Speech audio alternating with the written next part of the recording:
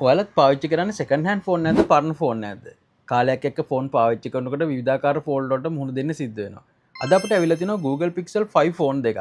Customer අපිට කිව්වේ මේකේ කොහොම හරි data ටික recover කරලා දෙන්න කියලා. අපි බලමු මේ ෆෝන් එක කොහොමද හදාගන්න කියලා. ෆෝන් එක හදනකොට මම ඔයාලට මේකේ මොකද්ද ෆෝල්ට් එක කියලා දෙන්න. Pixel 5 ෆෝන් වල සුලභව දකින්න පුළුවන් ෆෝල්ට් එක තමයි මේක. මේ වලට පෙන්වන පික්චර් එකේ තියෙන විදිහට device status එක error ආවොත් ඒ ෆෝල්ට් එකෙන් හුඟක් වෙලාටම CPU එකෙන් ඊට අමතරව තව issue එකක් තියෙනවා. ඒ වගේම තියෙන error එකක් පෙන්නනවා. ඔයාලට මේ පේන පික්චර් එකෙන් ඔයාලට පේනවා ඇති device status එක lock කියලා තියෙනවා නම් ඒක හුඟක් වෙලාටම software තමයි එන්නේ. ඉතින් මේක හරියටම ඩයග්නොස්ටික් කරගෙන තමයි අපි රිපෙයාර් එක කරගන්න ඕනේ. මේකට හේතුව තමයි මේකේ තියෙන UFS එකක්. UFS එකෙන් එන කමියුනිකේෂන් CPU එක අප්සෙට් කරන්න නැති ප්‍රශ්නයක්. ඒ කියන්නේ CPU එක ඩ්‍රයිව් වෙන ෆෝල්ට් එකක් තමයි මෙතන වෙන්නේ. ඉතින් ඒකට කරන්න තියෙන්නේ අපේ තියෙන PPD වලින් හරියටම මේ ෆෝන් එක රීබෝල් කරගෙන මේ ෆෝන් එක මේ විදිහට රීඉන්ස්ටෝලේෂන් එකක් කරගෙන වේක් අප් කරගන්න එක. එතකොට ෆෝල්ට් එක හරියනවා. අපි ඒ විදිහටම ෆෝන් දෙකේම data recover කරලා දුන්නා.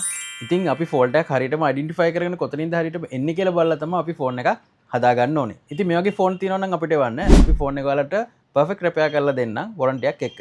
වීඩියෝ එක බලපු හැමෝටම thank you.